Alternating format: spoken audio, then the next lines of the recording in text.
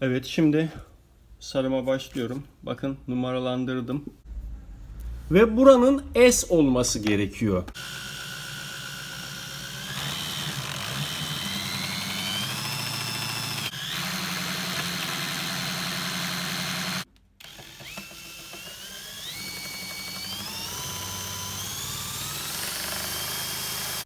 Aynı buradaki şablonum gibi 1/4'e ilk bobinimi gireceğim şimdi.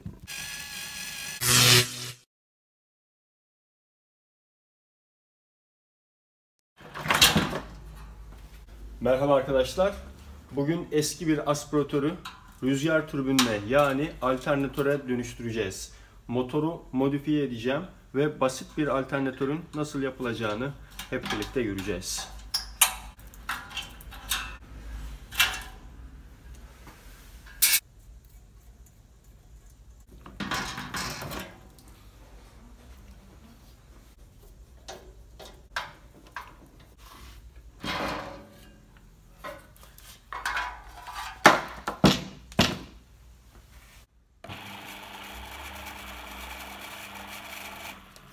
Evet, teknik olarak motor çalışıyor. Yalnız rulmanlarıyla ilgili birkaç problem var.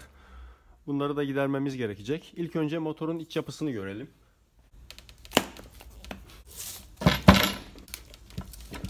Alternatör yapmanın en kolay yolu eski bir motoru modifiye etmek arkadaşlar.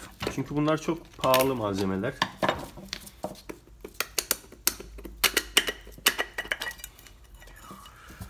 Motor zaten yanmış büyük oranda. Evet, rotorumuz. Gördüğünüz gibi sargıların birçoğu yanmış, siyahlaşmış. Evet, bize bu aşamada metal aksam dışında hiçbir şey gerekmiyor arkadaşlar. Sadece gövde işimize yarayacak. Geri kalan her şey çöp. Eğer buradaki bobinleri düzgün bir şekilde çıkarmayı becerebilirseniz, ki bu imkansıza yakın, bobinleri tekrar kullanırsınız diyeceğim. Gerçekten uğraşmaya değmez. Ortalama yarım kilo tel almamız gerekecek zaten.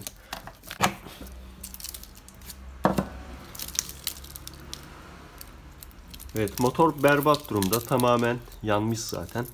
Şimdi şu kısımdan şunları keselim ve bobinleri kanallardan çıkaralım arkadaşlar. Evet, bobinlerimi çıkardım. 24 oyuklu bildiğimiz standart asenkron motoru, statoru.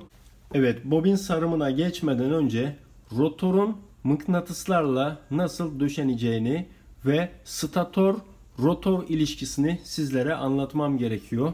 Ben bu rotoru arkadaşlar iğne ile kuyu kazar gibi bu elimde görmüş olduğunuz eğe ile eğeledim ve bu hale getirdim. Eğer bir tornacı bulabilirseniz rotorunuzu bakın şu şekilde işlemeniz gerekiyor. Şimdi burada kullanacağımız mıknatıs adedini ve mıknatıs ölçüsünü nasıl belirleyeceğiz, buna gelelim. Evet, bu benim statorum. Statorumda tam 24 adet oyuk var. Ve 3 fazlı bir alternatör saracağım için 24'ü 3'e böleceksiniz. Yani 8. Bizim mıknatıs adedimiz stator adedi bölü 3 olmak zorunda. Yani 24 bölü 3 eşittir 8. Ben rotoruma 8 adet mıknatıs oluğu açmak zorundayım. Bunu 7 yapamazsınız, 6 yine yapamazsınız. Peki mıknatıs ölçüsünü nasıl belirliyoruz? Şu şekilde. Bizim 3 fazlı statorumuzda birinci bobin, ikinci bobin, üçüncü bobin varsayılırsa mıknatıs kalınlığımız birinci, yani şu köşeyle üçüncü bobinin şu köşesi arasında olmak zorunda. Yani 1 milim 2 milim fark etmez ise etmez. Ortalama 2 santim yani 20 milimlik mıknatıs kullanmak zorundayız bu statorda. 25 milim kullanamayız. 15 milim de kullanamayız. Benim burada kullanacağım mıknatıslarım ise 10 çarpı 20, kalınlık ise 2 milim. Bu statorda bu şekilde mıknatıs kullanmak zorundayım. Ve mıknatıslarımı 2 parça halinde yerleştireceğim. Bunun nedeni birincisi, yani 20 çarpı 20 mıknatıs bulamadım. İkincisi ise mıknatıslarımın şu şekilde oval olmasını istediğim için burada parçalı mıknatıs kullanacağım. Evet, 2 adet mıknatısımı yerleştirdim. Şu şekilde 2 adet mıknatıs daha yerleştirdim. Aslında mıknatıs boyumuz rotor boyu kadar olmalı. Yani buraya küçük birer santimlik mıknatıslar koyabilirsiniz ya da tam şu şekilde ortalayabilirsiniz. Mıknatıs kutupları şöyle olacak. Komple N kutup, komple S kutup olmak zorunda. Bunları birazdan yapıştıracağız zaten buraya. Evet, şimdi mıknatıslarımızı rotorumuza yerleştirelim. Mıknatısların S ve N kutbunu ayırt etmek zorunda değilsiniz. Doğal olarak hanginin S hanginin N olduğu bizi ilgilendirmez arkadaşlar. Ama biz şunu biliyoruz. İki mıknatıs birbirini çekerse bunların yüzleri S ve N'dir. Şöyle isimlendireyim ben. Bakın buna N dediysem şuna da S demeliyim. Evet. Bakın S ve N kutbu birbirini çeker. Zıt aynı kutuplar ise birbirini iter. Gördüğünüz gibi N kutbu şu kısımda N kutbu. Bu tarafı S olduğu için. Şimdi burada biz bir problemle karşılaşacağız. Parçalı mıknatıslarda aynı kutup yapmak istediğiniz zaman mıknatıslar birbirini itecektir. Yani bakın N, mıknatısımın N aynı kutup olacak. Birbirlerine yaklaşmayacaktır. Şu anda birbirlerini itiyor. Yine itmeli. Bakın itiyor. Şöyle çeviriyorsunuz. Yerleştiriyorsunuz. Bakın mıknatıs ters döndü. İşte ben burada biraz problem yaşayacağım. Bunun nedeni parçalı mıknatıs kullanmamız arkadaşlar. Yani ne yapacağız? Biz mecburen mıknatısları tek tek yapıştırmak zorunda kalacağız. Bakın şu şekilde. Şimdi bakalım. Çekiyor, itiyor, itiyor, itiyor. Yani şu mıknatısımı ters çevirmem gerekiyor. Bakın kalkıyor. Evet, bunu ters çevirdim. Artık bu mıknatıslar burada durmayacaktır, fırlayacaktır. İtiyor, itiyor, itiyor, itiyor. İşte normalde çelik yapıştırıcı kullanmanız gerekiyor. Bu çabuk donmayacağı için ben bildiğiniz hızlı yapıştırıcı kullanacağım burada. Çünkü size anlatma aşamasında olduğum için bekleme gibi bir lüksüm yok arkadaşlar. Ben mıknatıslarımı şu şekilde bu kısma yapıştıracağım.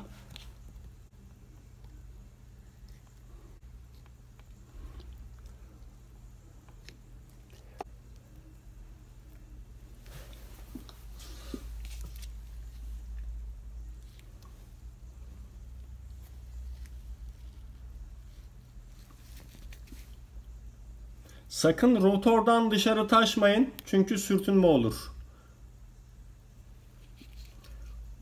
Evet, gördüğünüz gibi 4 mıknatısımın da kutupları aynı oldu arkadaşlar. İtiyor, itiyor, itiyor, itiyor. Evet, bu 4 mıknatısımıza N kutup diyelim. Bunları tek bir mıknatıs gibi düşünün arkadaşlar. Ve buranın S olması gerekiyor. Yani ne yapacağız? Birbirini çeken yüz. Evet, çekiyor. O zaman bakın çeviriyorum, yapıştırıyorum.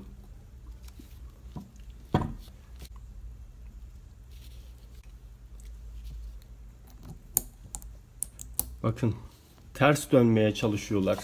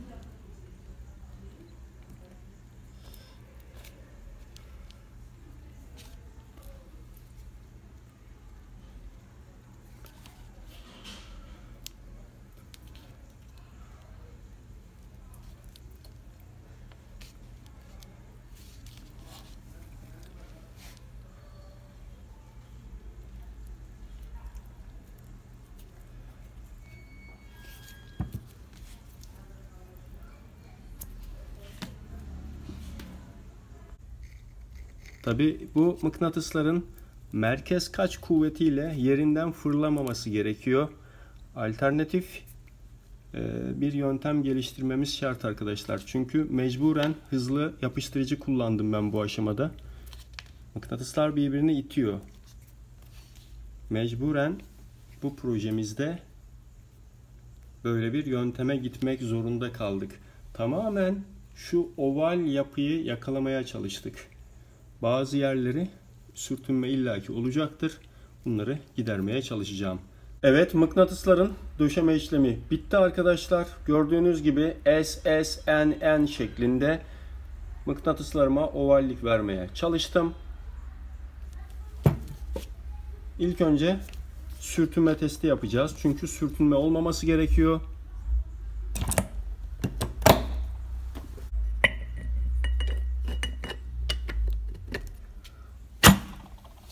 Evet, direkt oturduğu yerine.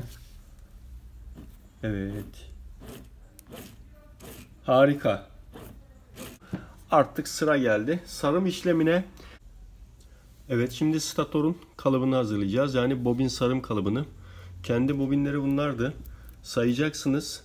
0.50 ortalama 146 spir sayılmıştı. Biz aynı tel kalınlığında ve aynı spirde saracağız. Yalnız bizim bobinimiz bu kadar geniş olmayacak. Tamamen farklı bir sarım yapacağız.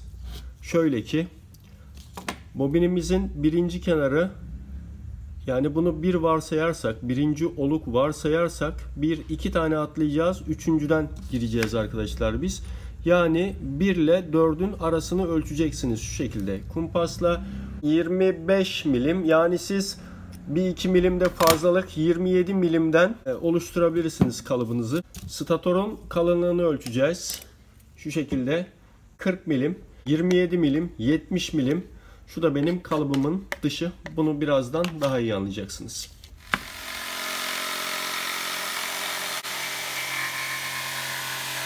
Evet, kalıbımızı oluşturduk. 3 parçadan oluştu.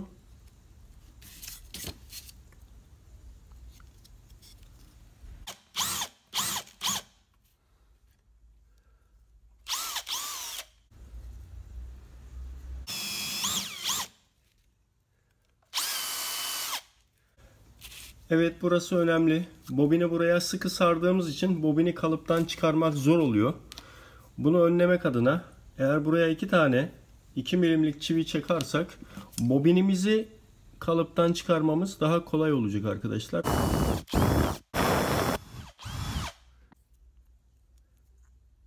Birazdan beni daha iyi anlayacaksınız.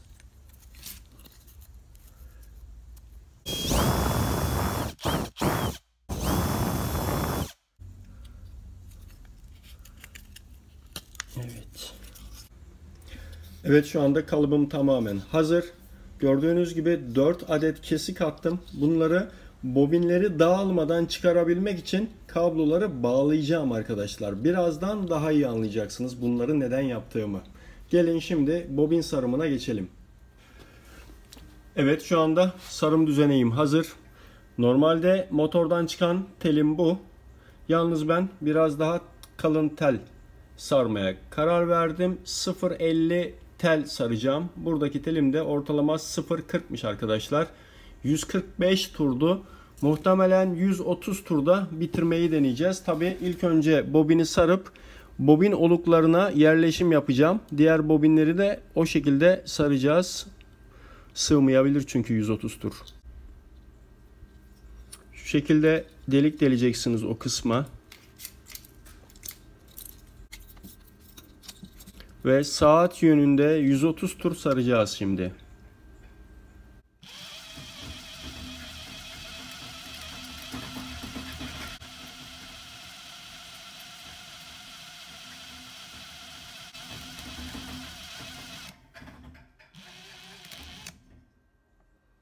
Evet, tam 130 tur şu anda sardım. Videonun başında buradaki yarıkları neden açtığımı size söylemiştim. İşte bobin dağılmadan bunları bağlayacağız arkadaşlar. Yoksa bobinimiz dağılır.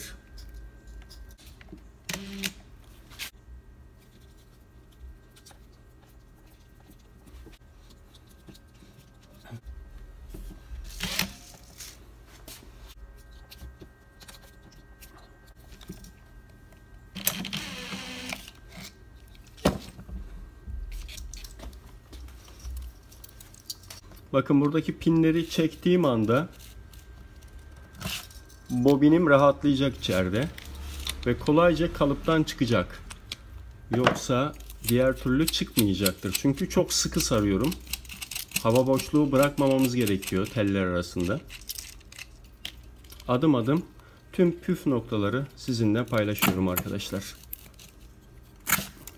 Evet. Birinci bobinimiz hazır. Bakacağız. Eğer yatağa tam sığıyorsa 130 tur saracağız. Gerekirse 140-150 turda sarabiliriz bunu. İlk bobin test bobini. Belki spiri artırabilirim. Bobin boyuyla oynayabilirim. Ve bu kabloyu kesmeyeceksiniz. 3 tane bobin, 4 bobini birbirine seri bağlayacağım için kalıp üzerinde birazdan aynı bobinleri saracağız arkadaşlar. Şu şekilde 1 ile 4. oluklara buradaki bobinimizi artık döşeyeceğiz. Tabi bunların arasına kağıt da koymamız gerekiyor. Ben şu anda tamamen test yapıyorum.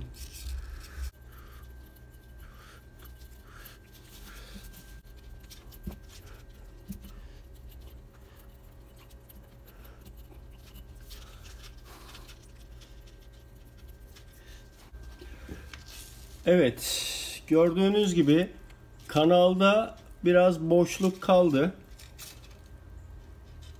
İşte bu nedenle ben 130 turu, hatta ben 150 tura çıkaracağım. Kanalımda bayağı bir eksiklik var arkadaşlar. Kanal boş kalmasın. Çünkü ne kadar çok spir sararsam volt o oranda artacak. Yalnız aynı zamanda amperimiz düşecektir. Bunu bilmeniz gerekiyor. Tel spir sayısı voltu ortaya çıkarır. Yani ne kadar çok spir sararsanız volt artar. Aynı zamanda amper düşer. Daha kalın telle yüksek spir sararsanız hem volt artar hem amper. Yalnız buradaki oyukların daha geniş olması gerekiyor. Bu tamamen spesifik bir konu. Biz 150 tur sarabiliriz. Bobin boyuyla ilgili ne konuşabilirim? Bobin boyunu biraz kısaltabiliriz. Çünkü çok fazla atıl bobin kalıyor. Şu kısım bizim amperimizi düşürecektir. Bobinimiz ne kadar kısa olursa amper o oranda artacaktır. Yani tel boyuyla amper ters orantılı. Evet, birinci bobinimizde gerekli çıkarımları elde ettik. Şimdi kalıpta revizyona gideceğiz. Evet, şu şekilde ince flexiden bobinler zarar görmemesi adına bu oyuklara bunları yerleştirmemiz gerekiyor arkadaşlar. Yoksa bu saç bobinlerimizi sıyırır ve kısa devre oluşmasına neden olur. Normal bildiğiniz gibi tüm motorlarda bu şekilde plastikler vardır.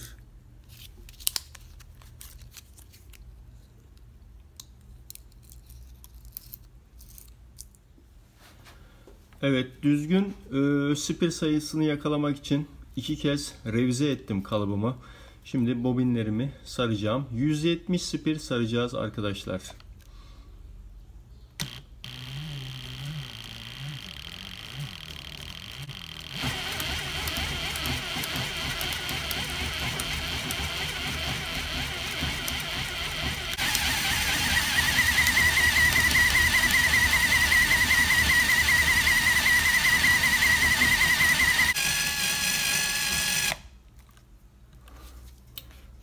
Sanırım gözüküyor. 170 spir sardım. Evet, birinci bobinimi sardım. Normalde biz bobinlerimizi sardıktan sonra tele buradan keserdik. Yalnız burada ben bu şekilde 12 adet bobin sarmalıyım. Ve bunlar 3 fazla olduğu için 12/3, yani 4'er adet seri bobinlerim olmalı benim. Ben bobin telimi hiç kesmeyeceğim. Bakın şu şekilde.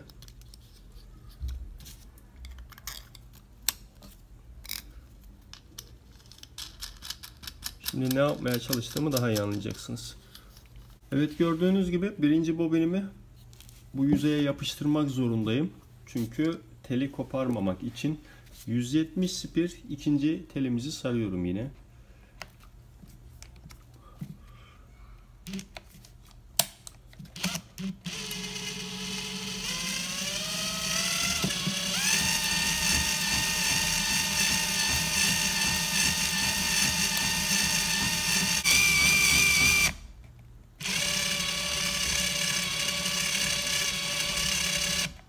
Evet. 170 spir sardım.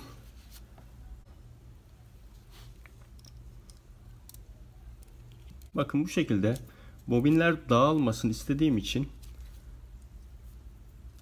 bu kısımlardan bağlantı yapıyorum. Bobinlerim dağılmadan kalıptan çıkıyor.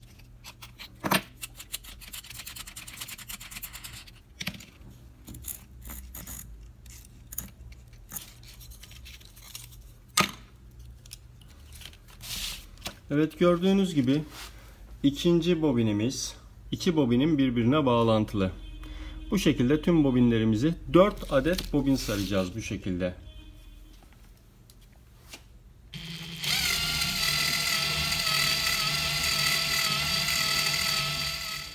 Evet, gördüğünüz gibi bobinlerimi hiç birbirinden ayırmadan sarmaya devam ediyorum. Son bir bobinimiz kaldı. Onu da sardığımız zaman birinci fazımız tamam demektir. Evet, benim statorum 24 oyuklu. Stator üzerinde bobinlerin nasıl sarılacağını sizlere anlatmak zor olduğu için birinci fazım arkadaşlar. Yani 1, 2, 3, 4. Bakın 2, 4, 6, 8 adet kenar var. Yani bu benim birinci bobinim. Şimdi stator sarımıyla ilgili bilgiyi vereceğim size. Birinci fazımı gireceğiz buradan. 1, 4.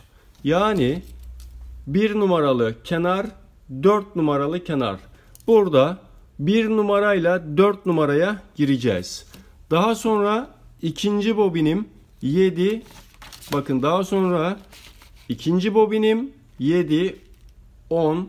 Üçüncü bobinim 13, 16. Dördüncü bobinim 19, 22 numaralı oyuklara gelecek.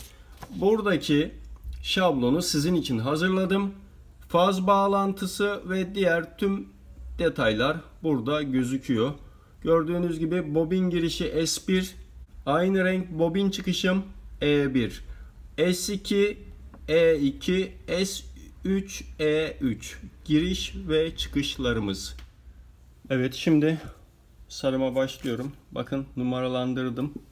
Aynı buradaki şablonum gibi. 1, 4'e ilk bobinimi gireceğim şimdi.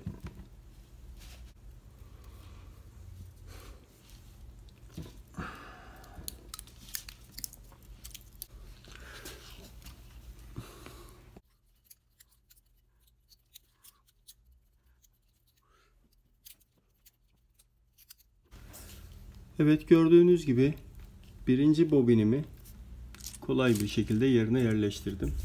Şu şekilde bobinler yerinden çıkmasın arkadaşlar.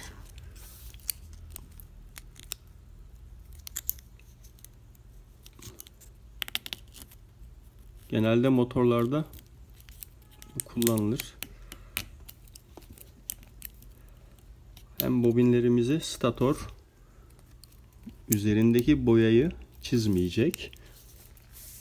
Evet, harika oldu. Gördüğünüz gibi birinci bobinimizi yatırdım. Hemen diğer kenarımı 4 numaralı oyuğa yatıracağım şimdi.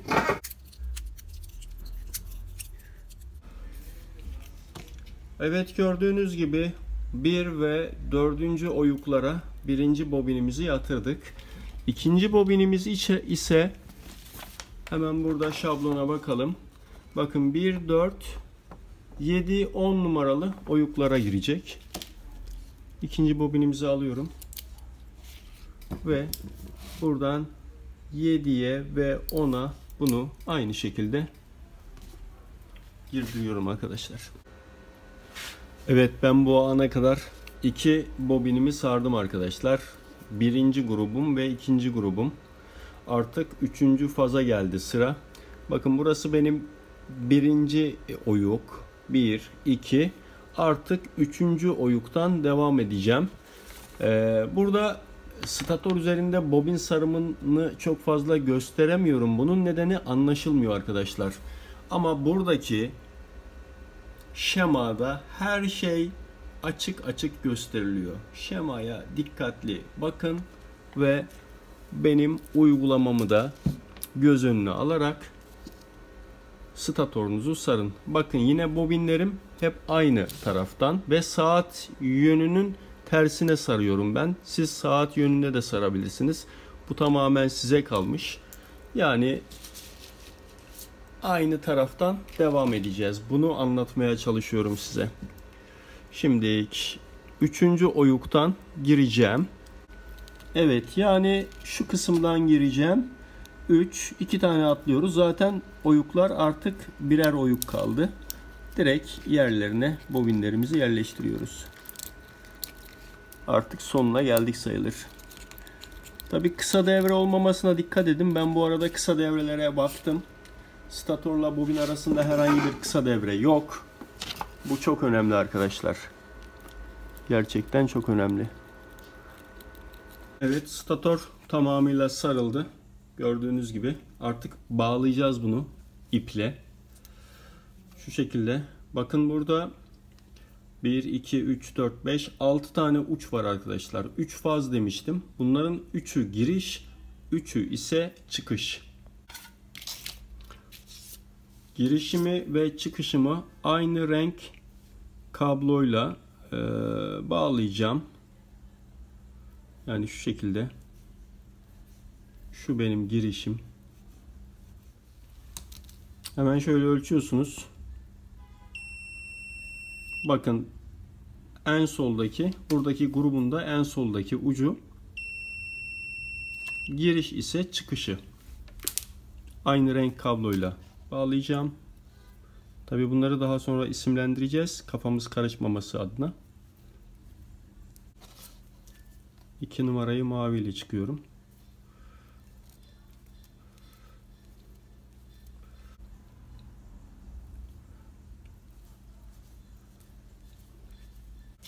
Ve son olarak sarı kablomuz.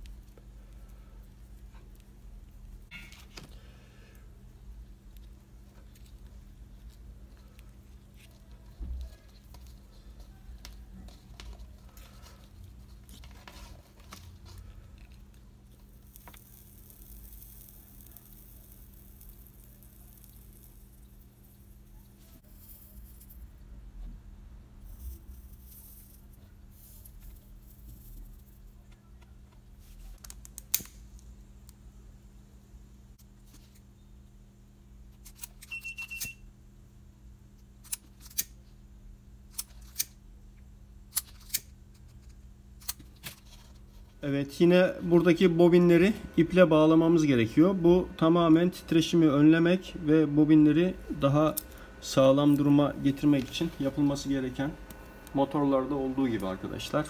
Şu şekilde ben pamuk ip kullanacağım. İsterseniz keten ip de kullanabilirsiniz. Şu şekilde bağlayacağız.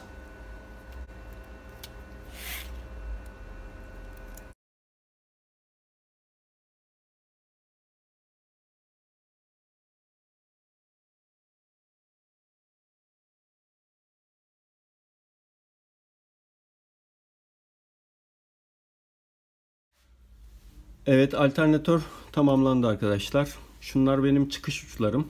Şunlar ise giriş ucularım. Bakın çıkış ucularına S kodlu S3, S2 ve S1 yazdım. Bunlar bize lazım olacak. Diğer kısım ise E kodlu E3, E1 ve E2 arkadaşlar. Yıldız ve üçgen bağlayabiliriz bunu. Yıldızda yüksek volt, düşük amper. Üçgende ise düşük volt, yüksek amper alabiliriz.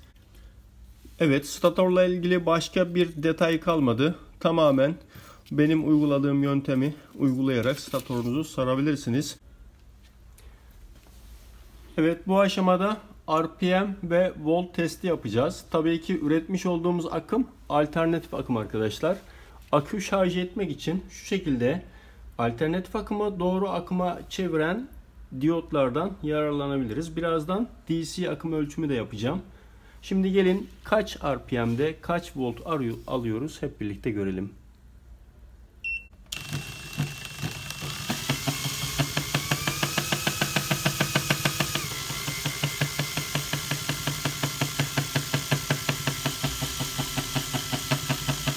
Evet, şöyle 300 RPM'de 30 volt civarında bir gerilim alıyoruz.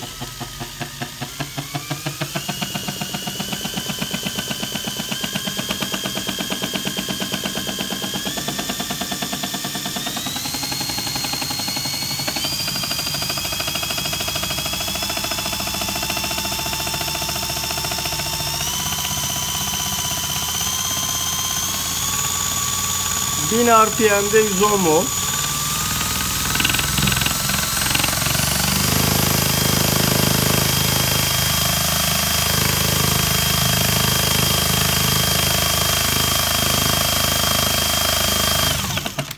1500 RPM'de de 150 volt civarında bir gerilim aldık. Şimdi bununla 220 volt ampul yakmayı deneyeceğiz. Evet, burada 50 wattlık ampulüm var. LED ampulüm. Onu yakmayı deneyeceğim.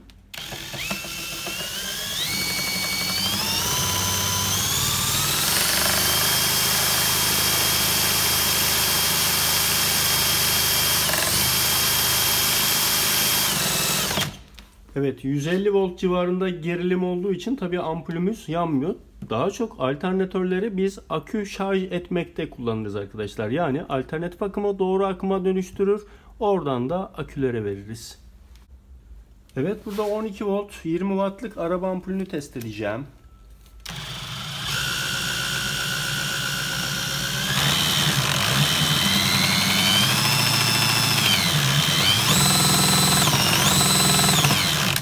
Daha fazla basarsam ampul patlayacaktır.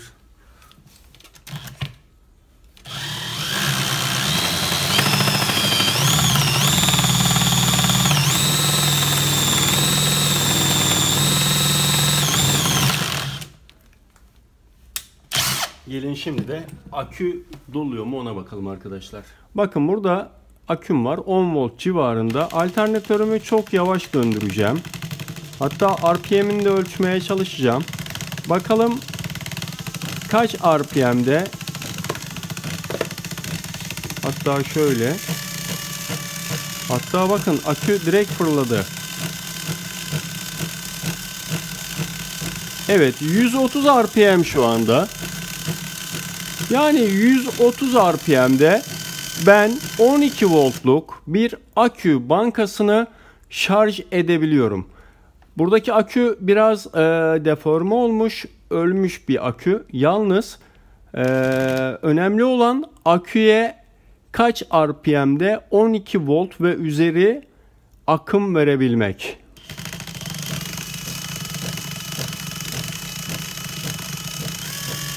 Aküyü zorlayacağım şimdi. 14 volta çıktı gördüğünüz gibi. Hatta 15'i çıkardım.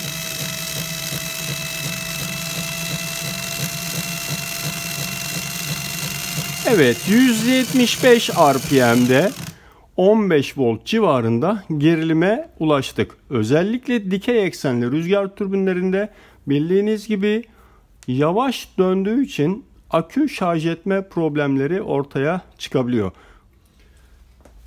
Evet, bu aşamada profesyonel bir şarj regülatörü ile birlikte 24 voltluk akü bankasına enerji basacağız arkadaşlar. Bakın şu şekilde, burası amper bölümü, volt bölümü.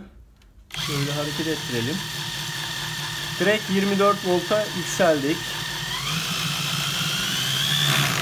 Tabi dirençle karşılaşıyoruz. Çünkü enerji ürettiğimiz zaman tutmamız gerekiyor malzemeyi. Yoksa ters yönde elektro kuvvet oluşuyor arkadaşlar. Şöyle watt kısmını açmaya çalışacağım size. Evet. Şurası watt. Evet. Watt'ı görelim şimdi.